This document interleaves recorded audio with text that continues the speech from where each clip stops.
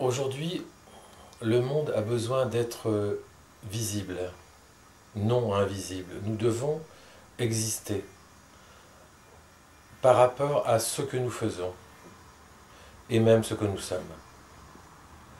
Et dans ce cas, comment peut-on réellement exister en proposant quelque chose ou en faisant quelque chose? Stop.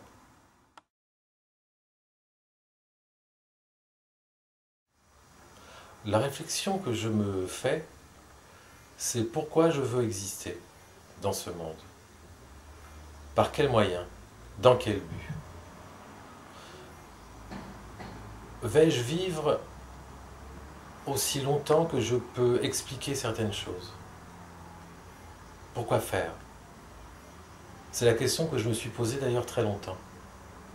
Pourquoi vouloir aider quelqu'un qui ne désire pas mon aide? La personne désire l'aide, le besoin, l'état d'urgence pour certaines populations ou certaines situations. Mais moi, en tant qu'individu, si j'ai certaines connaissances à certains niveaux pour certaines personnes, je leur serai utile. Mais moi, encore une fois, je n'existerai pas, parce que je ne serai qu'un simple instrument.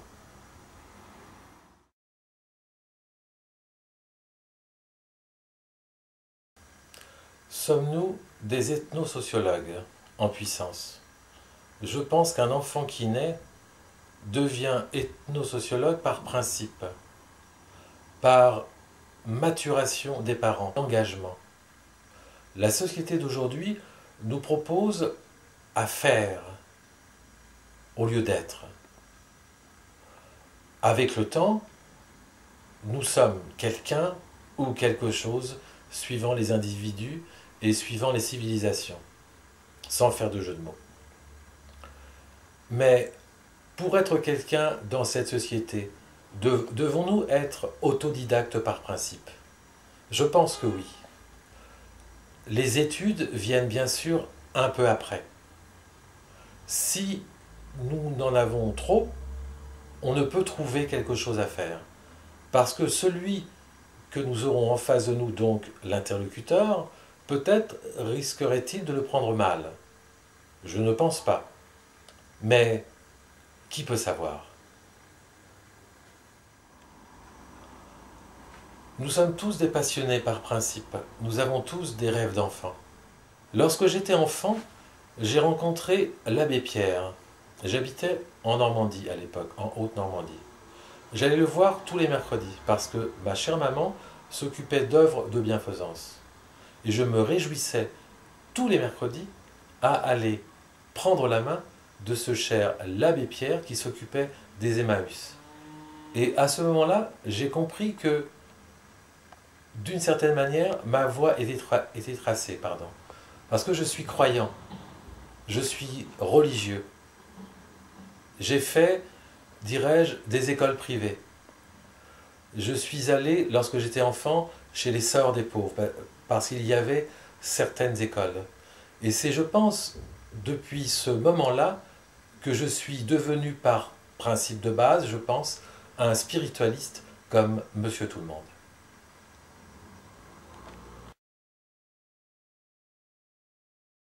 De venir en aide aux autres, cela m'a pris, dirais-je, une fraction de seconde lorsque j'ai rencontré cet homme, l'abbé Pierre.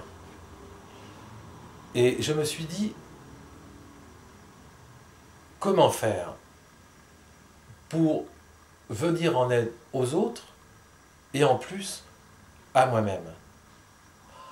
Alors, en voyageant, en trouvant les moyens de voyager, pour aller faire réellement des choses avec des personnes qui avaient envie de vivre leur propre vie. Dans les années 70, j'avais décidé d'aller en Amérique du Sud rencontrer certains missionnaires. Et j'en ai rencontré en, dirais-je, Guyane française et dans différents pays d'Amérique latine. Et par eux, j'ai pu aider certaines populations, comme je pense n'importe qui est à la recherche spirituelle. vouloir aider quelqu'un dans son milieu ambiant. J'étais devenu, par la même occasion, ethnosociologue sans le savoir. Mais tout être qui voyage dans le monde entier, durant un certain temps, non pas à faire des kilomètres, pourquoi faire? Je veux dire, s'intéresser à l'argent en voulant aider les autres, il suffit de prendre son sac sur l'épaule et de, dirais-je, tracer la route. Sinon, autant travailler pour une organisation, à condition d'avoir certains diplômes, d'avoir fait certaines études et durant un certain temps. Mais à l'époque, ce n'était pas le but du sujet, c'était de vivre la vie réellement. C'est-à-dire, j'avais un rêve d'enfant, je l'ai réalisé en allant en Amérique du Sud parce que j'avais les études en espagnol et c'était beaucoup plus facile pour moi.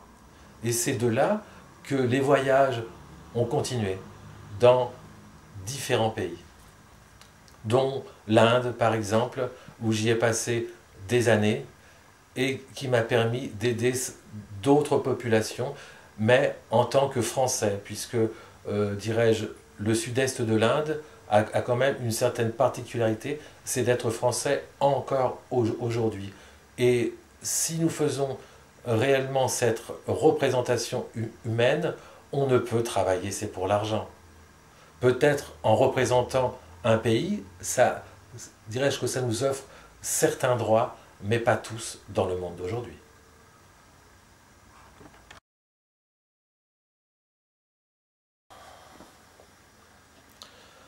J'ai passé environ une dizaine d'années, c'est-à-dire depuis 1989 jusqu'à aujourd'hui, puisque nous sommes en 2009, dans la région du sud-est, près de Pondichéry et ses environs. Et je me suis aperçu que, en étant spiritualiste, puisque j'y allais pour rencontrer un guide spirituel, j'avais fait de la philosophie spirituelle, voici bien longtemps, et j'avais eu dans les mains un livre d'un philosophe qui est Sri Aurobindo. Et il m'a appris une chose que, comme on dit en anglais, all life is yoga. Ça veut dire que en ayant une conscience, on peut progresser tout en aidant les autres.